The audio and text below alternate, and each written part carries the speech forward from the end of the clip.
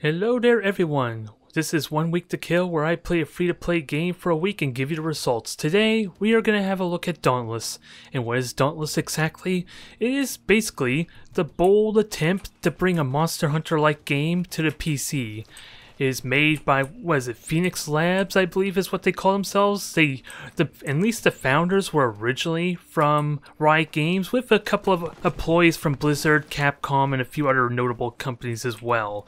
And it's just at the end of May, we had an open beta for Dauntless come on out. So, how exactly does this game work there? Well, if you haven't heard of Monster Hunter, well, for me personally, I haven't actually played Monster Hunter, so even my experience, my description of it isn't going to exactly be at least a proper comparison, I believe. But for all intents and purposes, you are faced off a single behemoth, a single monster as it were.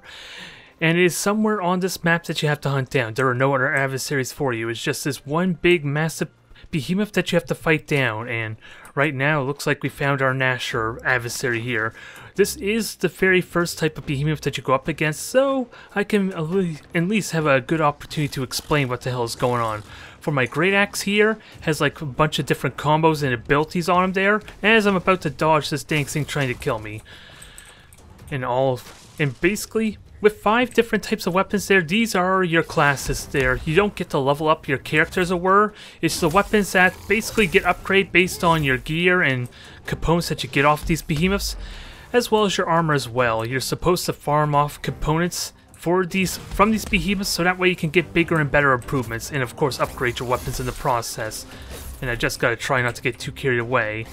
You have a plethora of resources available to you to kind of optimize what you're going for. Like I said already, there are multiple different types of weapons that you can use for different playstyles, and some of which are really damn good against certain type of monsters. Like, there are a few really mobile creatures that you want mobility for, or at least really fast and effective type of attacks. Whereas this axe, which has big, meaty type of attacks, may not be as suitable for very agile type of adversaries. But there are multiple components to him there. It is distinguished by the color coding more often than not. If you ever see yellow damage text on the creature, it means I hit like a specific component. In that case, those last 2 attacks were directly on the legs. And this technically is how you farm up components from these behemoths. You want to do a certain amount of damage to a specific component, and that component will either break off completely or you'll get hide or scales from that component. In this case, it's just going to be a bunch of hide from this creature, since this is, like, for all intents and purposes, the behemoth, or the tutorial behemoth. So all you get is hide from this creature, but as you progress further on into the game, there are diverse types of materials you can get from these creatures. Like, there's some beaks and horns you get from damaging and crippling the components on their face, the horns and fangs as it were. The tail would be its own separate component. Of course, the rest of the components would be feathers or scales, or even hide for that intents and purposes. But otherwise, all these monsters have their own unique type of playstyle and patterns to them there. Some are very similar to others, like I already encountered a lightning-based creature that's very similar to like a porcupine type of pig that has lots of quills and spikes on it, called a quill shot. But its abilities are still very vaguely different from the other ones. It just has very similar type of motions for some of its like physical attacks. But it still is a lightning creature as opposed to the Razor Shot being a vanilla generic type of creature that relies more on shooting quills at you, whereas the lightning creature, I forget what its name is off the top of my head, mind you, but it shoots more like quills that become energized somewhere on the terrain, the battlefield, and you're either tasked to destroy them there, as I'm doing a horrible job hitting this dang Nasher, mind you. You're tasked to try and destroy those things because they occasionally emit a lightning ball effect that chases after or comes right after the hunters. I believe you're actually called a hunter technically in this match, in this game here. So it's not entirely inaccurate at least. And if you don't take them out before they start overwhelming you, you're going to be not just facing off against the behemoth, you'll be dealing with like multiple of these charged bolts flying at you every now and then. Roughly about 5 or 10 seconds. But otherwise, let's talk a little bit about this battle axe and what it's capable of. You notice that little energy bar on the top left? If I do any of these charge attacks there, the more I charge up that... Ow. The more it builds up that meter. Once it builds up, I get basically an unstoppable type of attack that cannot be interrupted. I still take damage, but it's a really powerful attack that unfortunately, since I missed, I do not get the buff effect. But I lose half my charge as a result of that miss. And I lost my train of thought, damn it. I'm really upset that I missed that shot. But I hit hard with that headshot. I'm happy with that at least. But when I do successfully hit with that full charge shot, it gives me a stacking buff. And there's the components I was talking about. For any other like higher, later game type of behemoth, that would be like a horn or a fang I would have just gotten off it. In this case, we just got a basic hide, which isn't all that exciting, but it is good for, like I said, getting yourself brand new equipment or even upgrading your current gear, since it is reliant for improving the current gear you have, which ultimately is what this game is, the main appeal of it, outside the difficulty that these monsters can present. You fight tougher and more diverse type of behemoths, and they slowly give you better static gear, and eventually your gear is going to be so superior a thing like this Gnasher would actually be easy for you to fight, if you weren't trying to do commentary about it at the same time, I might add. So this isn't exactly the best example of me trying to beat the tutorial type of behemoth, but I am activating my Lantern ability, which is that little blue bar you saw building up near my health pool. It's what, every time I get a successful hit in, it's basically a trinket and like, well, it's an activatable ability more often than not. And there's a full charge shot right there. And now we're ready to try again with this uninterruptible attack. And it was amazing damage, but like I said before, I still get hit. So I'm going to drop one of these pylons to try and heal myself, if this Gnasher will be generous and not try and kill me in the process. Come on, what are you going to do? What are you going to do? So far, I only crippled like its head there, and I need to build up my stamina because my charge attack isn't working very well. But I have two different types of attacks. One is a stationary, and that right click, when I right click, it allows me to do like a moving type attack. So for a situation like this, I might as well drink that stamina potion, which is my yellow one I just drank now. And that allows me to move while charge up an attack, but it does burn through my stamina, and most of the right click abilities, more often than not, will burn your stamina while your left click abilities do not, until you reach certain thresholds in your combo, some of which, like the Chain Blade, you can activate like a constant stamina drain ability, but so long as you hold that button down, you will consistently be doing damage over the entire duration of the attack, and it's a lot of damage in the process. But in the case of this axe, it burns stamina when I try and hold for my right click abilities, but I don't burn stamina as much, and he's running away, the bugger. So this fight's going to go on a little bit longer, but so far, aside for me trying to multitask the commentary and fighting, that was pretty good for me. And slowly my charge meter is going to start going down. It is a stackable debuff, so if I can keep charging up through a fight, it's going to continue and get more powerful, and what exactly it does, it just increases the amount of damage I do to him there for all my abilities, which will make it really damn devastating, but you need to be efficient and diligent. For if you don't get those charge attacks in, which really it's the only way you can consistently get that charge up. Although at the end of these combos where it says that repeat button there, you can continue to charge up that way, but you have to get that far in the combo first for it to matter. And if you're going to reliably do that, you need to stagger or at least stun the behemoth there, either by interrupting one of its attacks, which you can do for certain attacks, some of which you can't really interrupt though. But there will be like little visual effects on his head for when he's about to get staggered and knocked out temporarily, which would be a perfect window to get the maximum combo in for yourself. But I think I'm going to try and prioritize this tail and kill it, but unfortunately, it's showing me a green text icon for my damage, which indicate I hit the body and not so much the tail, alas. But it's making it difficult with him trying to fly at me there, and that purple text you just saw is actually the stagger damage I'd done. And when you see that, that slowly starts to build up for how effective I can to stun this behemoth. And I'm starting to maybe regret using this axe, because it's a little bit tricky to hit components I want because of how slow it is. Powerful, mind you, especially when I get these charges ramped up, but nonetheless a pretty slow weapon. Well, we're doing well now. We're kind of getting our groove of dodging this thing. Oh, now comes the second phase that all these behemoths have, which is highlighted by its red effect called the Enrage phase.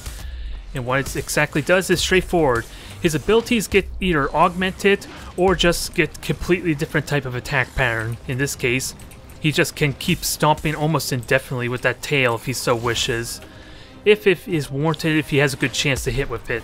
But otherwise, he's going to do multiple attacks with that now, and hopefully I can hit him. Nope, I wasn't fast enough. I did the timing wrong. I was hoping to hit him before he hit me, ideally. But let's keep on going. He is going to get close to death eventually. I just got to keep putting the pressure on for that to matter. Oh, and with him sprinting out, that's the exhaustion phase. This is one of those brief periods where you can unload a full combo on him. If you're diligent or even aware of him doing that, if you're aware of the patterns, which a lot of these abilities, a lot of these behemoths have really unique poses and, like, what is it? Like, what's the word I'm trying to go for there? They have, like, their own little subtle nuances to them, like little indicators to indicate what kind of attacks they're going to do. Some are brief, some are very subtle, and some of them are really apparent. Like there's a rock elemental type of creature that all its rocks are actually levitate above it, and it's really easy to tell what kind of attack it's going to do because those rocks actually move in the direction of his attack. And we got another charge up, so let's hit him hard. Which I missed completely. I feel bad about that. Because that was a perfect opportunity with him staggered from breaking the hide on his leg there.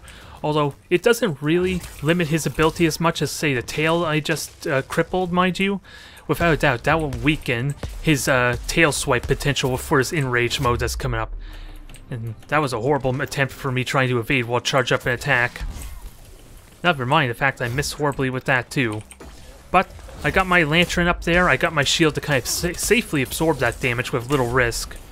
Now, let's try and watch for him to do that sprint again, because that's an indicator when he's about to lose his enrage. He tries to disengage for all intents and purposes. So I'm going to watch for that and get ready to unload on him. Oh, he just straight up died. We're not even going to get that opportunity, are we now? But this is the gist of the game. This is the majority of what you're going to be doing. You're going to be hunting behemoths of various variety. It says I got an S+, but I feel like I did a lot worse than that. Don't let the game tell you. Don't let the game lie to you. I feel like I did that poorly for being one of the original or starting monsters. Mind you, this would technically be the third behemoth you would fight as far as the story or the quest you would do. There are quests that kind of slowly open up the world for you there. But the tutorial version was that creature. It just did not have its enrage ability. And it's probably a little bit easier to kill as well. But these battles do drag on for a bit, and when you have a pre-made group, that changes the dynamic quite a bit, mainly because their health is greatly increased in proportion to the number of players you have in the group. But I mean primarily with how dynamic it is because since the behemoth is trying to deal with multiple hunters at once, there is a lot more opportunity for you to kind of unload, do full damage to the behemoths if it's not trying to focus on you specifically.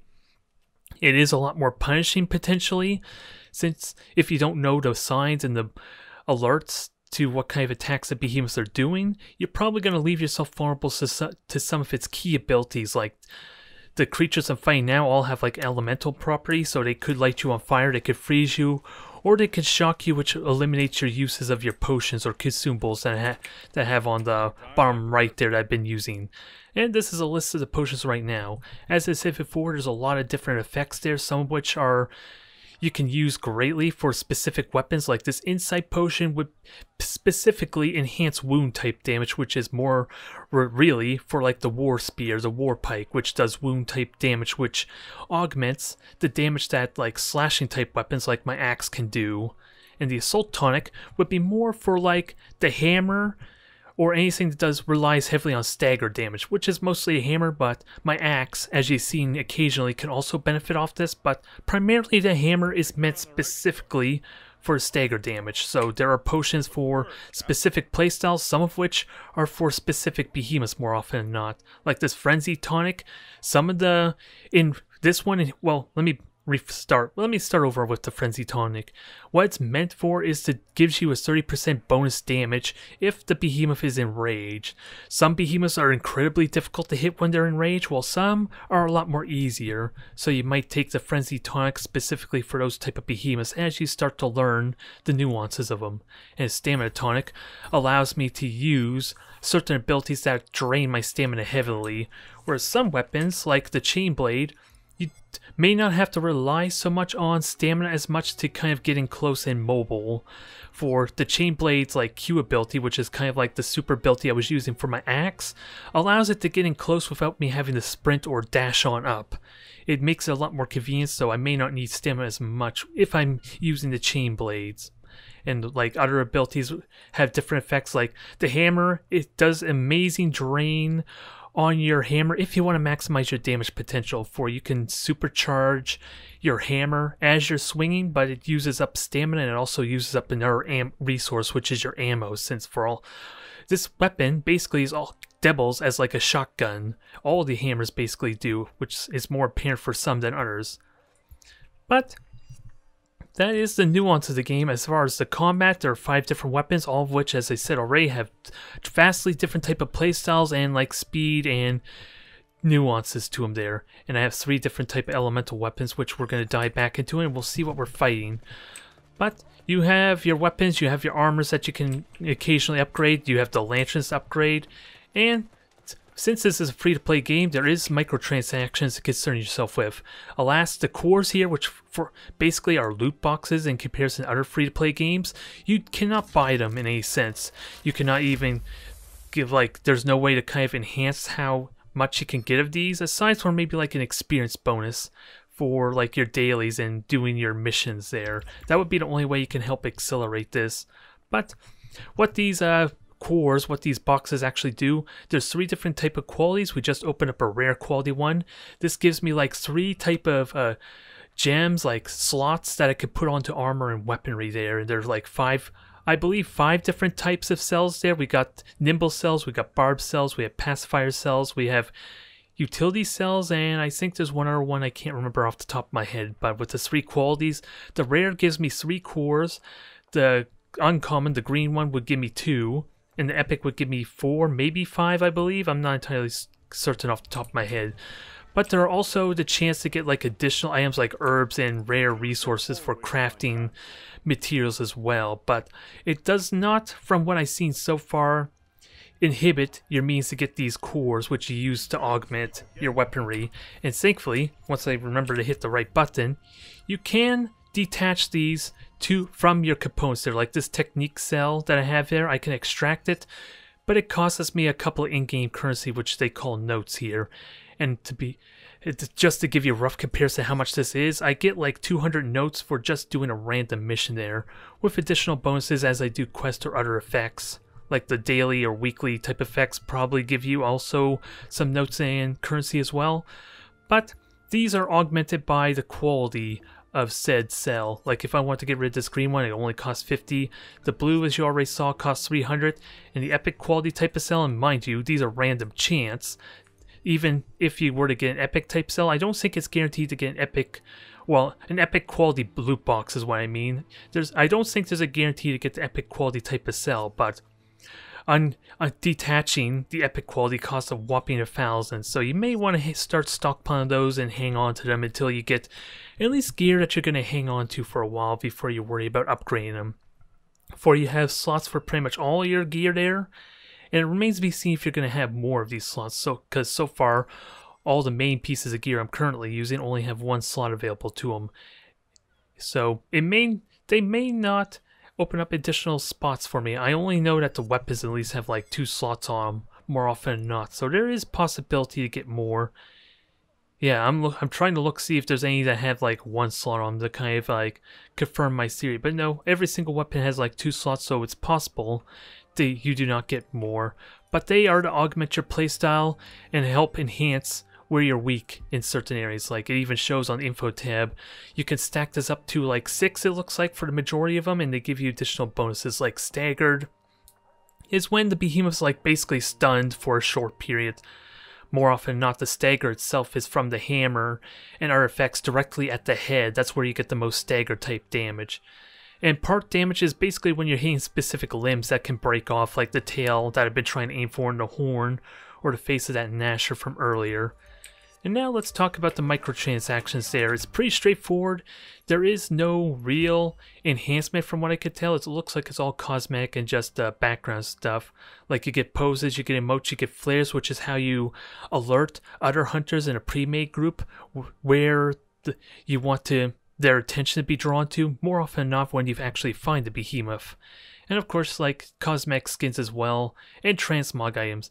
And there's even options to get additional potions for gathering those herbs which are littered across the map. They're not randomly generated, so once you figure out the maps as well as the behemoths, you will know where the herbs are that you're looking for. So potentially these potions are not too much of a concern, but if you are not that kind of person that likes to gather and that, you do have options at least if you do invest some money in the game. And you have the starter pack, which really is more of the same. It just gives you a little bit of everything, as well as a couple of emotes and permanent type items. And these are the boosters I was talking about before. It gives you like a bonus. It doesn't actually tell me how much of a boost though. That's the only thing I'm left wondering a bit. It just boosts your XP, which for all intents and purposes, the reputation is your experience gain there as well. It's how you level up and get more loot boxes the main way. Only thing I'm not sure about is this airstrike beacon. It's possible you can create these in game, but so far these are the only things that would at least would look like a premium type item that you can only buy on here. But I'm not at the point yet where I can make these myself to know personally.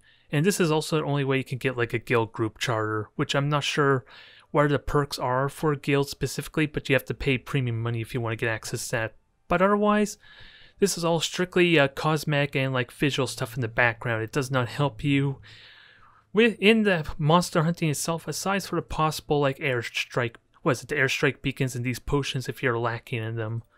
So it remains to be seen if that airstrike could be the premium only type item I was talking about. But you do get access to a plethora of dyes. I believe these are all permanent, for I already got a list of cosmetic, dyes that you got just for doing the quest itself, and it helps if I hit the right key there. So let me show. The dyes here, you got a nice list of like maybe 30-40 of them roughly. Well, actually more like 60. And you can change it for every single piece of gear, and it's pretty much permanent. And you even have the original colors, which sometimes are colors that you can't even get access to. But it looks like you can just immediately go back to your original state if you're not happy with the color you committed to. At least there's that. Now, let's just jump on over to something a little more enjoyable and get ourselves a pre-made group and show you a little bit more of the different weapons. For I'm about to get my, I need to get one more patrol done, I think, to get access to a gold loot box, a gold core as they call it. So we'll be able to see firsthand if we get an epic sell from that or not. And this will be an opportunity to show off a higher quality type of creature. In this case, we're fighting a Scrave, which is an ice bird. It's going to be shooting ice, it's going to be freezing us, but it's basically a flying giant bird-like creature there. And it's basically a similar model to a bird creature you fight earlier. So it's one of those creatures I talked about where it has very similar type of attack styles. Its abilities, its ice abilities make it dramatically different though. And actually, let me change my armor so that way I'm well equipped for the cold. For this is my ice armor here. I had enough to get the fire, the lightning, and the ice setup all fully upgraded, at least for the current level I'm at. Now, do I want to stick with the pike? I think I'm going to stick with the pike because I don't have any other fire weapons aside from maybe my hammer, or is it my sword? Yeah, I think it's just my pike and sword, and my sword's lower level. And this will be interesting to show off the pike as well. Only thing I don't like is since all these different weapons have different playstyles and kind of synergize off each other relatively well, I would like to see an easy way to tell what weapons my colleagues are using. You can examine them, mind you, but it doesn't actually want to show me what weapon they have. Oh, there it is. It's actually an axe. I didn't recognize it at first, so yeah, I take that back. But again, with everything behind everyone and not actually on sheets, I would like a simple way to easily be able to tell what weapon everyone's using, since the playstyles play off of each other really well. Like I mentioned earlier, I had a pike that does piercing type damage, which augments and enhances slashing type weapons. So if everyone was using a hammer for whatever weird reason, or someone already had a pike, then there would not be very much reason for me to have this pike in combat. I may switch to my sword or something else that at least would be strong against the bird, or at least not be weakened. for if I were to use an ice weapon, then my damage potential will be weakened, but not by much. You don't get penalized too much for using weapons that are matching, or at least what the Behemoth's strong against. It's just the armor you would get heavily punished for. I think it just augments and enhances your armor further if you have a matching type of armor that would be strong against what you're fighting. And it doesn't actually help me with the freezing effects that the Behemoth would be actually shooting at me. You actually would need some cores or cells that actually reduce or make you eventually immune to the freezing effects. And certain armor would also enhance your ability to resist freezing too. It's just this gear would not. It's more for my mobility. And this is the Scrave right here. This little icon here, I'm throwing up a flare to kind of warn or let everyone know where to go. And it also shows as a flag icon above. Although I'm not really paying attention to our bird friend the best. So, this is the War Pike. Like I said, it does piercing damage, which is those red icons you're seeing there. And so far he's already interrupted and staggered. But the special ability of this spear, that bar continually builds up as I do specific kinds of attacks, mainly the spinning attack that I'm doing now. And this, we're just murdering this thing so far too. That was a brutal beating. And this is where the dynamic changes completely from what I've shown before. Like, you see him busy attacking there, I could easily attack from behind while he's doing his arm moves. And once you start getting familiar with their attacks, it's a lot more easier to make those judgment calls for how aggressive you can be. Like right there.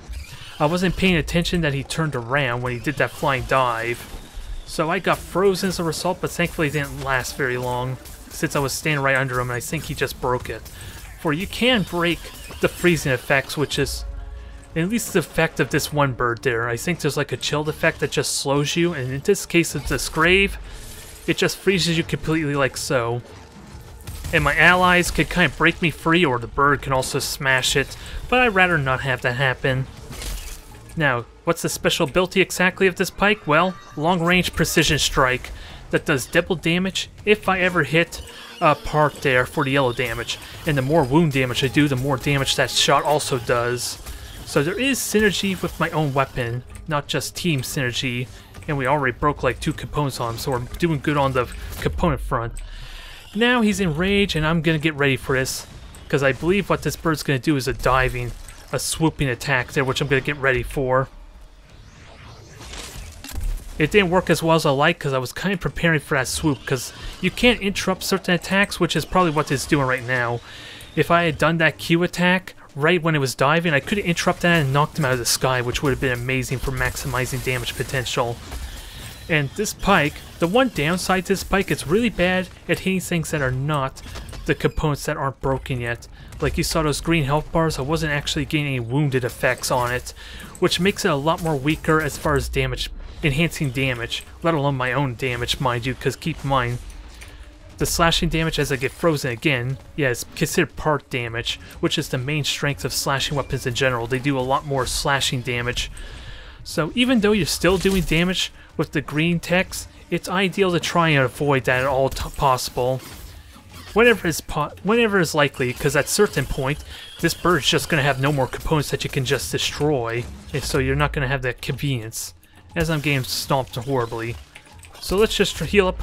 Well, I take that back. Let's just chill a bit while we collect ourselves, and then we'll try and heal and see about murdering the dang thing, because we're doing well on the damage front so far. It may not be the most impressive on my end.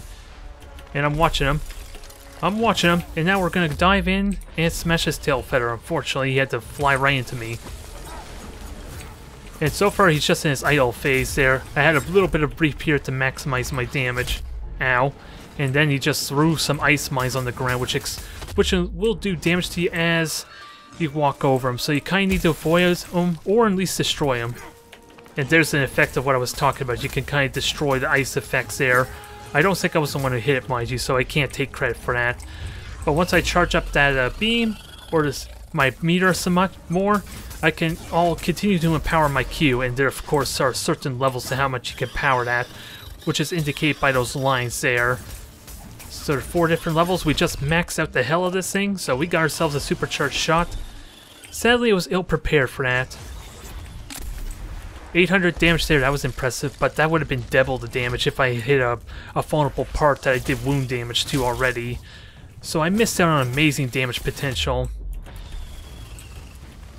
So one of my allies just got knocked down. He did revive himself though in the process. You do get a one-time use regeneration. Oh, he jumped out of the way at a bad time. I feel like I'm being robbed of my damage effects. But he is about to get staggered. You can tell by those little white bubbles that are on his head to represent how close he is to getting knocked down. And sadly, his beak and all that was already broken off, so I didn't get the double damage I would like. And I think we're just down to his tail feather being the only thing that hasn't broke yet. Oh, and he's just gonna run away. Oh well, this gives us a chance to heal up, collect ourselves, and since we're so far away from that vent, that ether vent is what that healing fountain is, because you can use that to heal up. If I can't honestly remember if I used that when fighting the Nash or if I healed off that. But you get, like, I believe 4 charges that is spent between the entire party. So if your team members, your fellow hunters end up using it, then you're going to miss out on the ether vent. So you do need to be mindful of that. But every battle, you always will have 5 charges of that healing potion, which is the red one there you see. And you can't unequip it or anything though, so you're stuck with it for every behemoth you fight. But it is pretty essential with that said either, since you're always going to need the healing, especially as you're learning a behemoth fight. So we're going to continue hitting this tail feather, watch for a stomp, and try and hit this tail. I missed it again. I just want to hit that tail feather just to show the damage potential I could do. Since I believe it's at double damage at this point, while I continue to do wound damage to it. Come on, give me some full damage. There's the damage I'm talking about. We nearly did 2,000 points of damage. This is why I was so upset that I wasn't getting those hits I want. And now I feel vindicated with my reason why I'm upset about that. But I think the tail just broke, so I think there's no more part damage to be taken. There's the interrupt I was talking about.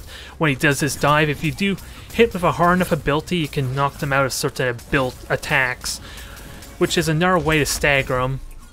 Now let's collect ourselves and unload. 800 damage again was kind of denied since there's no more components we can actually destroy. Well, there is still a part there. Someone did 1,200 points of damage. It will occasionally display the like big combo damage that your fellow hunters are doing. That's what you occasionally see those numbers for. They're not my attacks. So sometimes the other hunters when they finish off a big combo. So let's finish this thing off. Oh, it's already dead. Alright. So we collect the resources there. It'll show at the end there. It will show. Let's see, it took us only 8 minutes, so that was relatively good. And that danger meter you see there, it's that little top right bar that's been building up throughout the fight. And there's my vindication why I did poorly. I only got A ranking, and the entire team as a whole got an S+, which it goes up to S double plus, I believe, which I've seen before, at least once. But the game is still in open beta, to be perfectly honest, so this thing is like glitched out and there's a lot of server latency to this game as well. Primarily when it opened up to open beta like the last week, which is near the 24th of May, I believe, the queues were ridiculous, needless to say. With 100,000 people waiting in line, you had to wait multiple hours for it to get you into the game, and even then, by that point, unless you were trying to log in ahead of time, you weren't really going to have a lot of time to enjoy this game, and it's been a lot of fun so far for me. Again, I have not played any of Monster Hunter before, so I don't know how this truly compares to that, but the intention is there with a little bit of role-playing elements with the constant upgrading of your gear to eventually get better stats, which for later on, since all these are like the different difficulty levels, the Shattered Frontier is where you originally start, I believe. I don't know if it shows on here. Yeah, the Rogue Embermane and the Rogue Shrike are like the first 2 creatures you fight off against. Oh wait, I don't know why the Rogue Nasher isn't here. That's probably because it's technically part of the tutorial, I think. But the Rogue Embermane and Rogue Nasher, they're like the starting monsters there, and then the difficulty starts to crank up there. The Monstrous Verge will give you 4 different types of monsters there, some of which you've already seen, and some of which are just brand new entirely, like the Quill Shot there, the like spiky type creature in the Skarn, which is that rock elemental on the right you won't recognize, but that's what that is. And then this third island starts including elemental type creatures on it, and there's a lot more variety to them too. In fact, we could show you. Let's see, Quillshot, Drask, that's a lightning lizard there. Embermane, that's a really fast type of fire elemental beast. It's really mobile, really agile. The Shrike is the basic bird creature we just fought. The Skarn, the rock elemental, the Charrock, which is the very first elemental creature you face off against. It spews a lot of fire, and then you already know of the Scrave, which we already gone up against. And when you fight them the first time, it even shows what they're strong and weak against there. It is a bit tricky to maybe read it because you don't have the convenience to just mouse over to see what exactly it is. But there are only 3 type of elements that, at least that I've seen so far, which is fire, lightning, and ice. And some of these behemoths have different strengths and weaknesses. Like, let me have a look at these 2 fire type creatures. Let's see, weak against ice, which is what the green arrow is supposed to represent. You want to use ice weapons against it, and it's strong against fire for obvious reasons. And the Charrock is pretty much the same. I'm just curious if there's, because I'm pretty certain behemoths do have different types of weaknesses at least. Like the Drask is weak against fire, but I believe, let me go to the new island, since I already fought the new creature already. Let's see, the Nesgaya, that's actually weak against frost, and it's actually another lightning elemental type of creature. So you do need to pay attention to that. It's not truly rock, paper, scissors as it may seem so far.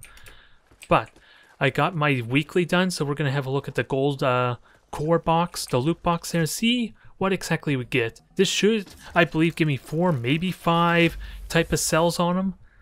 And we get an epic quality type of cell, I think, too, is what this is telling me. No, we only get 4, and there's a chance to get like additional like resources, but from what I've seen so far, they do not punish you or limit the amount of cells you actually get. They're just bonuses, and we actually get 2 epics, so it improves your ability to revive your allies, which is when they're knocked down. Let's see, this one protects against wounded and crippling wound status, so it sounds like there's going to be more type of additional effects that aren't even elemental based. So this is good to really know that there's more potential diversity as we go further and further, fighting more powerful behemoths. So there may be more to this game than I realized. It's not just the 3 elements I was talking about before. But that is Dauntless there, everyone. It's still in open beta. There's still a lot of server issues, like there's a lot of latency that tends to be slow to register. Like, I'll give you a perfect example if it shows. Like these potions, when I start crafting most of them, there's supposed to be an indicator on the left, as well as this experience gauge for when I'm crafting stuff that's slow to respond as well. And let's see, do I have all the potions I want? Because it's still not telling me on the left what I just crafted. Okay, there we go. There is a bit of delay, and just that alchemist experience thing just up top was a bit of a delay. You will notice that every now and then, especially after you defeat the behemoths, that it's supposed to immediately take you to the city there, and it doesn't really give you time to actually grab anything. It's supposed to immediately take you here, back to Ramsgate, I believe, what the hub city is called. But you're stuck waiting there for certain periods of time depending on the latency of the server. But I believe actually now it's possible for me to upgrade my weapon there. I think I have enough components. No, I actually don't. What I was hoping to get, maybe get a brand new weapon, but it requires something called a shock tooth. And it looks like they all require a shock tooth. Oh no, it's not. I could actually get myself an axe if I so wish, or I could give me a brand new twin blades, which I think I'm actually due. Since I don't use the twin blades often enough, and I already got a really high quality thunder hammer, so I don't need that. I would just love to upgrade my sword. So that is an option, but let me just show how it exactly works. Since you can level these weapons up multiple times, but the grind is starting to become a little more excessive because it requires 32 Arcanite, and just to give you a very basic comparison, once I find a weapon basic weapon I haven't actually made yet, like the Shrike Hammer. Let's see, take a look at the cost to build this thing here. Just 30 notes, 2 feathers, which we have plethora of because I basically don't need to farm anything off the Shrike anymore. And the Arcanite to just upgrade costs 4, and it's rapidly becoming more excessive and a lot more expensive to upgrade these weapons. But there are also multiple levels to these weapons too that continue to make them far more superior than their predecessors were. But this is rapidly, at least from my impressions, becoming a grind there to get 32 Arcanite, just to show you how how it like scales up. Like if I were to do patrol for this new region, I basically would have to do 2 hunts if I'm going to even upgrade that once. So it does encourage you to go to the newer regions, because if I were to go to the last place I just went to, I only get weapon or 11 Arcanite for like my armor and weaponry there. So it does encourage you to do the newest content if you want to at least accelerate your process upgrading your gear. And armor is very much the same thing as well. Pretty much exactly, it's just divvied up between 4 different components there that also have their unique stats on top of the cells that you can put onto them there. Although, I'm not noticing, it doesn't actually say what cells slots are on these weapons, I'm just realizing. So there could be more detail that these could give you, like the lantern charge here, that little passive buff, is what that blue little energy bar was I'm building up with my ability. Actually, I don't even think I've shown the lantern. There are multiple different types that I'm unlocking. This one in particular, if I just tap the V key, it gives me a 4-second shield that absorbs damage, allowing me to get a little more aggressive. And holding it down for like a second or two does like an area of effect of damage for like 12 seconds. If I can commit to fighting the behemoth, that does additional damage for me. So this is a lot more of an aggressive type of lantern, but there are options to like... Actually, let me just show you with this guy right here. He's the one you can make them. Let's see, that's the Scar one there. The Drask, that gives you increased damage for 6 seconds, and you can shoot a lightning bolt that does damage multiple times to a behemoth that hits. And the Shrike just straight up augments your speed and gives you a buff, an aura buff for everyone pretty much. Embermane is very much the same thing. It increases your attack speed, and it also fires a fireball, which is similar to the lightning bolt, sounds like. I don't know what it means by all nearby behemoths. Does that mean there's possibility of fighting multiple behemoths at once? That sounds terrifying. Although it could be like unique fight. I'm just paying attention to the fact that it says all nearby behemoths, which terrifies me for later on this game. But this is Dauntless.